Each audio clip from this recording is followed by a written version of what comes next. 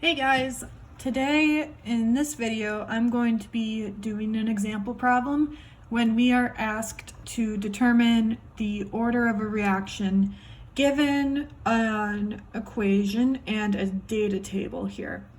So let's break this down a little bit. We are given this equation: 2 moles of NO react with 1 mole of O2 to give us 2 moles of NO2. And in this data table, we see in this first column, we have the concentration of both of our reactants initially, and we have the initial rate of the reaction. And these 1, 2, and 3 represents the 3 trials done experimentally in the lab. So the first time, this is the data we got, the second time, and the third time. And we are asked to solve what is the order of this reaction.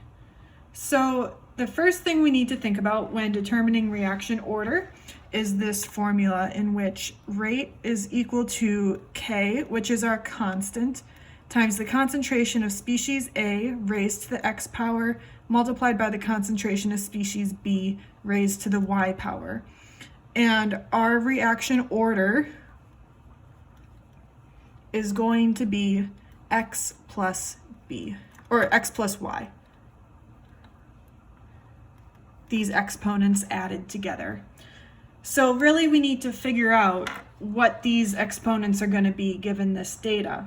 And the way we do this is we look at the table and we can do some basic math and figure this out. The first thing we want to do is we want to look at one reactant at a time. So we need to pick 2 rows to look at a time. We don't need to look at all 3 at once. And how we figure out how to do this is we focus on one species to look at first. So let's just focus on NO. We need 2 rows in which NO is different. So we see that 0.4 is different than the 0.2s we got in these two. So we need to decide whether we want to compare row 3 with row 1 or 2. But we can't forget about this O2, so we need to pick the row in which NO changes and O2 stays the same. And looking at that, that's going to be rows 1 and 3, right? Because NO changes from 0.2 to 0.4 and O2 stays the same. So we're just going to ignore row 2 for now. We're just going to look at rows 1 and 3. And we look at this and we look at the initial rate. How did the initial rate change? That it changed from 1.3 times 10 to the negative third to 2.6 times 10 to the negative third.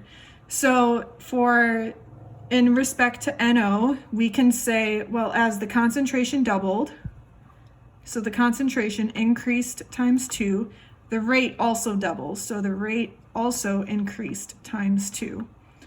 Okay, good. And now we need to do the same thing for oxygen, right?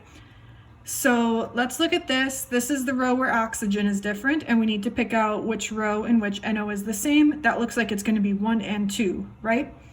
So for O2 in rows 1 to 2, the concentration increased by 4, and it looks like the rate also increased by 4.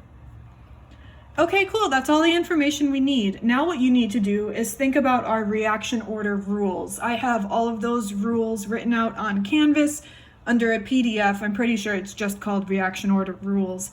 But if we look at this, one of the rules states that as the concentration doubles, the rate doubles, so that's what we have in this case, then this species is going to be order 1. And if we look at this,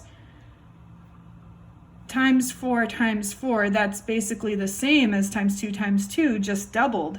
So as the concentration of oxygen doubled, the rate also doubled, so this will also be order 1.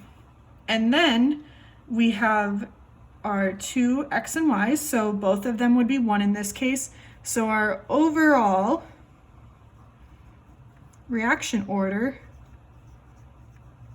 will be 1 plus 1 or 2. So this reaction is second order overall.